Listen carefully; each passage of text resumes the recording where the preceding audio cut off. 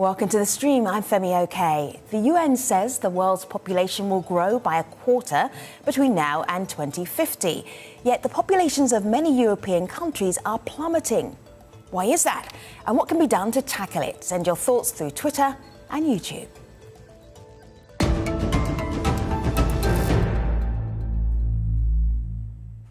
The world's population is forecast to grow by 2 billion people in the next 3 decades, with some of the largest rises expected in countries such as India, the United States and the Democratic Republic of Congo. But many countries from the Balkans to the Baltic face severe depopulation. Of the 20 countries with the biggest expected drops in population, 14 are in Eastern or Central Europe. Observers say that the region is now facing a demographic emergency as thousands of young people leave their hometowns for new lives in other parts of the world. For more on this, we are joined from Sofia by Hristo Boyadjiev. He is founder of Tuktam, an organisation that helps Bulgarians find opportunities at home after returning from abroad. And Alida Vracic is a political scientist and currently a fellow at the Vienna-based Institute for Human Sciences. She joins us from Bosnia and Herzegovina's capital, Sarajevo. Hristo, Bulgaria's population has dropped quite consistently. What does it feel like as a Bulgarian to be in Bulgaria and to have fewer people? Do you even notice it, Hristo? Actually, don't. I think we should distinguish between having, living in Sofia, the capital, versus living out somewhere in Bulgaria. In Sofia, it doesn't feel like it. Sofia is a very vibrant city. If anything else, the population has drastically increased over the past 20, 30 years, and we are probably 2 million now, which is, I guess, a third of the country. When you go outside of Sofia, though, especially in certain areas, you do feel that, fewer young people, less job opportunities. So there is a sense of sort of Bulgaria 2 speeds. Alida, there are so many reasons why the population has dropped in Eastern Europe. Talk to us about birth rates. Do people just not want to have babies anymore? I'm afraid it's not that simple, to be honest. This story is completely not one-dimensional. Of course, there are socioeconomic reasons for people not wanting to have more children and people actually emigrating from the country. But there are also other reasons, like stagnation, feeling of impotence, feeling that your voice doesn't mean much. And you have entire generations being born and growing up with the sense that they will become part of this better Europe, which is western part of Europe.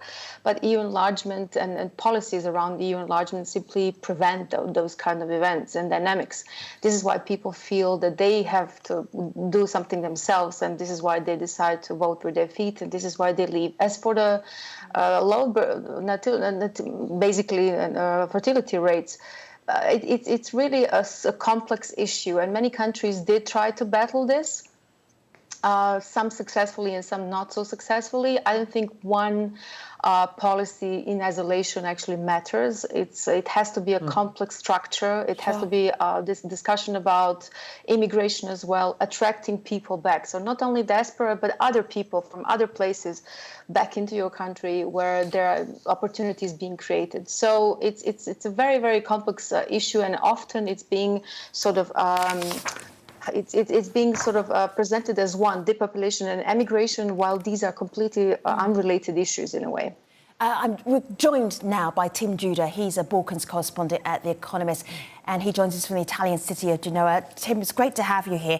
I'm just looking at some of the work that you've done, and you've looked into the Balkans in particular, a region in critical demographic decline. That word critical, how serious is it, Tim? Well, it's extremely serious. If you look at some of the projections for up to 2050, and you go back to 1989, so the period of the end of communism, by 2050, Bulgaria is projected to lose 39% of its population, Romania 30%, Serbia 24%, Bosnia and Herzegovina 29%, and so on. Yeah. So it's a very serious problem. And it is not a simple problem, as Alida said, but it's basically 3 issues which are combined. It's emigration, low birth rate, and the fact that there's no immigration. You put all those 3 together, and that's what you get. You get a region in critical demographic decline. Sure. We are on YouTube right now, so people are following on YouTube. David jumped on super early today. Eastern Europe, especially, he says, has a history of changing and migrating populations. Changing demographics and population is not a process that can be stopped or resisted. Hristo, you went abroad for a while, you studied abroad, and then you came back. This idea of trying to stop people from leaving, is that even realistic? I wouldn't call it stop people from leaving. I'm actually a firm believer of giving people the opportunity to better themselves, find opportunities, and actually be engaged wherever they are in the world. So our mission at Tuktam, which by the way is a word play on here and there in Bulgarian, is all about creating a global community of people who, regardless of where they are, they're informed, engaged, active in what's going on in Bulgaria.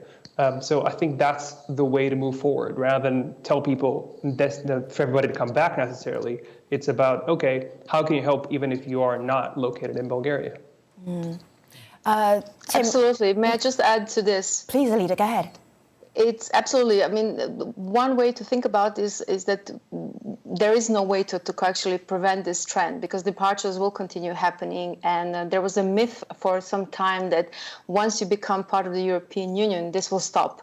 Just looking at the example of Croatia, one can see that this doesn't make sense, because Croatia has lost like 200,000 people since it entered the European Union in 2013.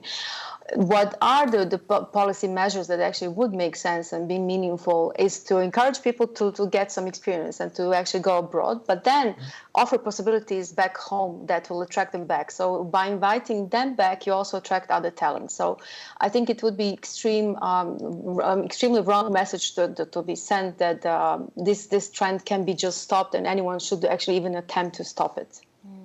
I'd just like to add there that it's very clear that where there are sectors where there are opportunities emerge and people are paid decently, they get good conditions, then people start to go back. Let's take a skilled sector, the tech sector. I was last week in Serbia reporting a story about the tech sector there, and it's absolutely fascinating. They have no problems retaining people because they pay people well, and life is comparatively cheap in Serbia. So skilled people in that sector are staying, and not only that.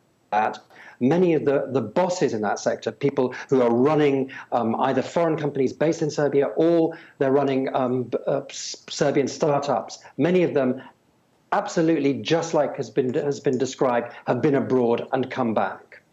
It's almost as if you read my mind, Tim. I want to play a little clip from Zoya Kucic, who talks about the reasons why people have been leaving Eastern Europe, but also one reason why they might want to come back, and that's tech. Have a listen. In terms of brain drain, in Serbia, we notice two main reasons that motivate people to leave.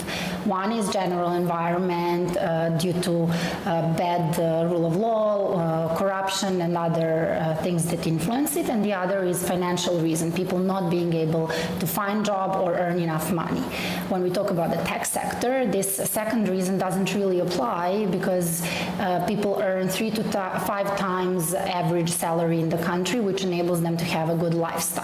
And what we also notice in tech sector more and more is that we have an influx of people and specialists and professionals from Western Europe, US, and other parts of the world, which are coming to work for successful Serbian startups or international R&D centers. Hristo, you are looking for that positive. You're looking for the reason to bring young people, tapping into the diaspora, bringing them back to Bulgaria. Tell us more. Well, what I just heard resonates a lot with what we do. We've seen a similar thing in Bulgaria. It's not just tech. I think it's the smart industries, whether that be automotive, BPO, tech as well, the up and coming startups.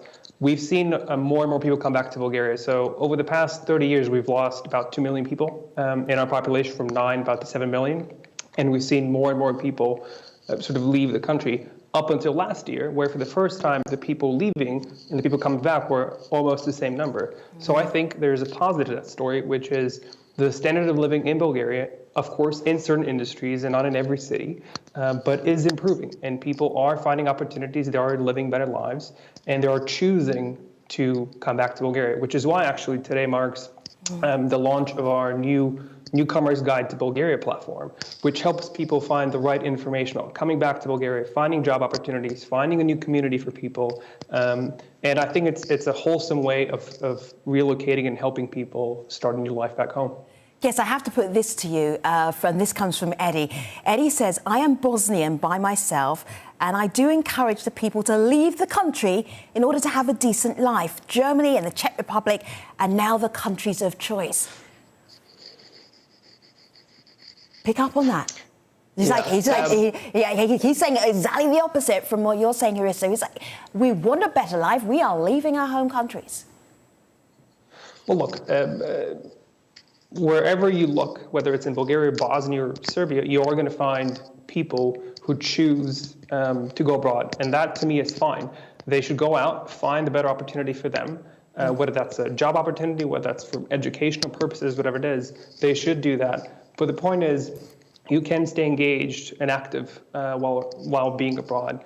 And I'm personally not the biggest fan of people who take the time to mostly complain online what doesn't work. The question there is, what have you done to do better for Bosnia? What have you done to do better for Bulgaria? And there are opportunities for you to engage and do something about that. Tim, one of the ways that governments are trying to keep their talent, their young people at home, is by paying them to have more babies, family support, even paying them to have larger cars so they can put all of their kids in the larger cars. Does that work? Well, there's really no evidence that it works. I mean,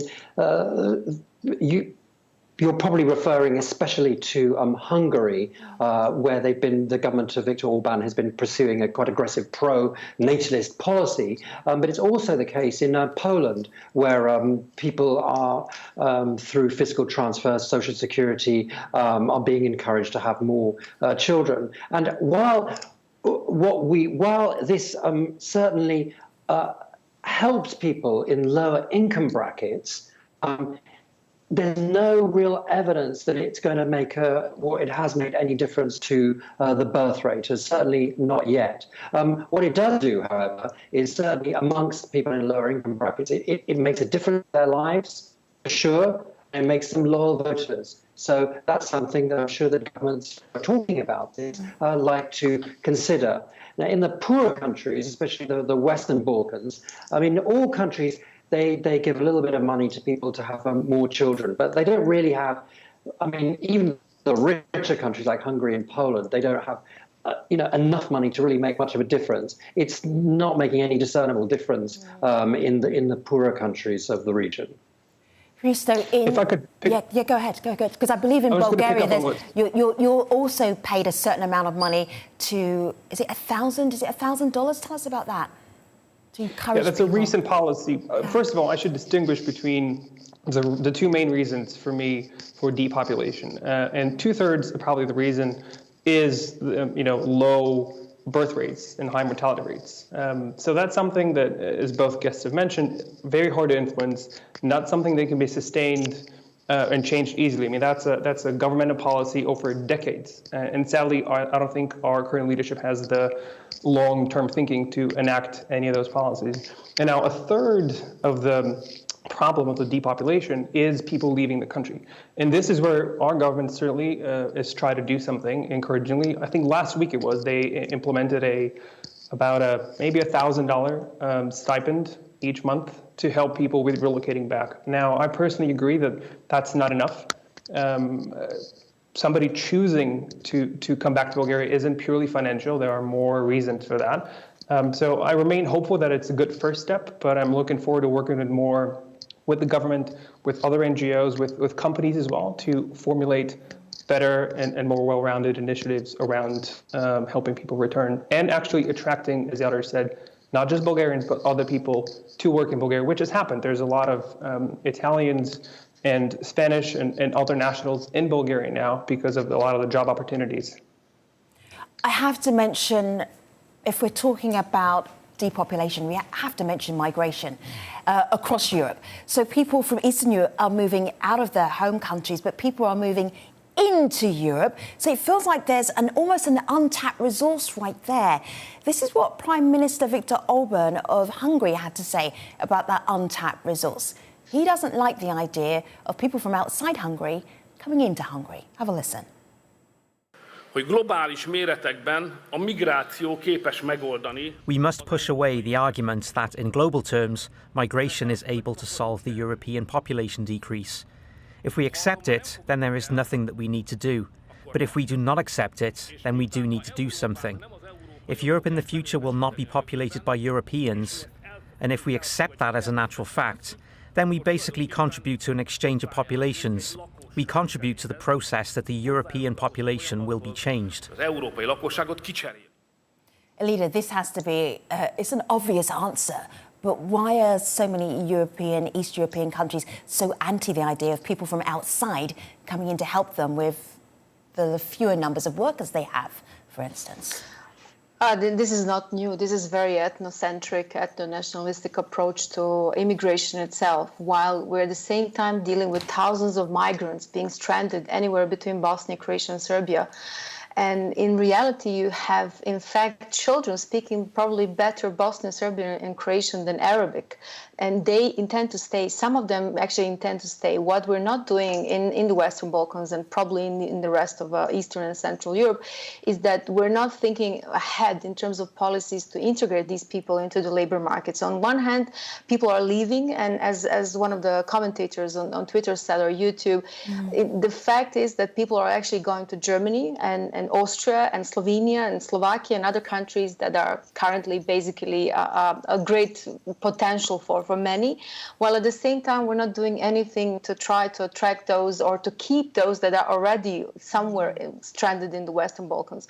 And for that, we would have to look elsewhere for the policies that maybe Italy has applied or some other countries around, where you have certain rights being given to those immigrants, maybe not the full package, but certainly some rights that are covering for the labor shortages that we have currently in the Western Balkans. I will just give you one example. We have talked so far about diaspora and attracting people back, but there are certain sectors that really suffer, and IT certainly not on the forefront, because as we have heard, salaries for the IT sectors are quite high and people are actually quite content staying where they are and doing their work. This is not the case with health workers, and health workers are on the front, because health workers, doctors, nurses, and anything basically and everything that is related to the sector is suffering greatly. In Romania, you have loss of service provision, 10% decrease because of departures of the doctors. Recently, there was a news in Bosnia that a city of a little town of Zenica, which is like 100,000 people, lost its last neuropediatrician. So the waiting list of thousands of children basically is completely unfulfilled. They have no place to go. These are the real immediate consequences of immigration. So there are long-term ones and there are immediate ones. And I would certainly say that health sector is on the forefront of this. So this is why we have to sort of divide the issues a little bit and start talking about push and pull factors. You have Germany that currently opens almost 1 million posts that are to be fulfilled there. It attracts people left and right and offers them packages that no government in the Western Balkans can offer. So there are limitations, even locally, what governments can actually do to fight back this high level of immigration. I'm wondering, Tim, this idea of population collapse, it sounds incredibly dramatic, but I also said at the top of the show that we're expecting our global population, to increase in the next 30 years by billions. So why does it matter if a chunk of the world is seeing fewer people, if overall our population is growing? Well, because it's not sort of an evenly spread growth, is it? You have huge amounts of population growth in relatively poor countries in Africa, which can't cope with so many people, and you have relatively rich countries, I think relatively rich countries like Central and Eastern Europe and the Balkans, which are losing population and need population. I mean, so quite simply, it wouldn't matter if it was evenly spread, but it's not. Yeah. I'm wondering, Hristo, is there a psychological impact when you know that your population is getting smaller and smaller and smaller? I'm just looking here at the figures for Bulgaria. So 2017, there were 7 million people in Bulgaria. By 2050, the forecast is there'll be 5 million. So your population is getting smaller and smaller. There are fewer people. So apart from maybe a lot of people who've got the resources leaving, what else does that do to you as a population, as a country? How do you think about yourself when there are fewer people? Well, look, I think there's different people and different ways to look at that. For me personally, I don't feel it as much, and I don't think people necessarily in Sofia do, just because, again, of the conglomerate of people that have gotten into one place. So you don't have the sense of that. As soon as you step out, as I mentioned, that becomes more and more prominent. But to come back to, I guess, hopefully a more hopeful note, we need to realize that those processes are not something that individuals can change, or even governments can change easily. So I think the best strategy probably there is, what can you do with what is given to you? In the sense that, sure, Bulgarians are decreasing and there are tons of sort of Bulgarians out and about. Let's find a way to unite those people in a group. Let's find a way for them to work together. Big nation doesn't necessarily mean a strong nation per se. I mean, there are plenty of examples of small nations doing wonders. And actually being small is an opportunity to be nimble and fast and quick and turn around and do good things with that, versus having 1.5 billion people. I mean, imagine running 1.5 billion country. I mean, that's a huge challenge. Let me just pop into Samir and check in with the YouTube chat. It's actually going back and forth. We have lots of East Europeans chatting to each other. Samir says that Bosnia-Herzegovina, people are using the benefit of eased access to the EU, especially Germany, with its huge demand for workers from sectors that are extremely underplayed in our country. Now, the population in Germany is also going down, but they're also welcoming people into Germany. Alida, do you think that is the secret, is being able to be open as well as your population going down at the same time, to be able to welcome people into your country? I mean, Germany has learned the hard way. I mean, Germany had relatively restrictive policies at the time when we had enlargement towards Romania, Bulgaria, and some other countries. And then it basically learned that with that population, it will require more and more people. And then it opened up to the point of really stripping down almost all criteria. And from March this year, you will have even less criteria for getting into Germany if you're a skilled worker. And this is one lesson Germany had to learn. What happens in return is that you have the population or high immigration from the Western Balkans, because everyone knows this.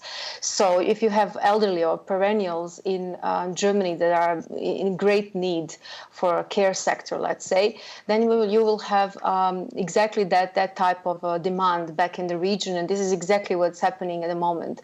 I'm personally thinking that this really will not be successful policy long term, because at the moment we haven't even started discussing circular migration, and circular migration would enable also the countries of the Eastern Europe and Central Europe, and primarily here I'm talking about the Western Balkans, would enable them to have and retain some of the work, some of the labor force, while at the same time offering some exposure to the market such as German market. I think that would be a really good formula, introducing proper EU schemes for circular migration. So you have both. Basically, you have people going, but also a possibility for them to anchor themselves back at universities, at different sectors where there is a need for these people. Tim, just very briefly, you're just right at the end of this show. I'm not sure that the countries themselves in the Balkans and Eastern Europe are seeing this as an emergency. When do you think that they will, the idea of their populations going down? They certainly are. I mean, Mr. Plenković, the Prime Minister of Croatia, called it an existential problem. And the Foreign Minister of Moldova, who I interviewed recently, also used the word existential. Moldova is the country in Europe which has lost most of its population. It's lost 30% already in the last 30 years, and will have lost 50% by 2035 at the current rate. Yeah, it's extraordinary.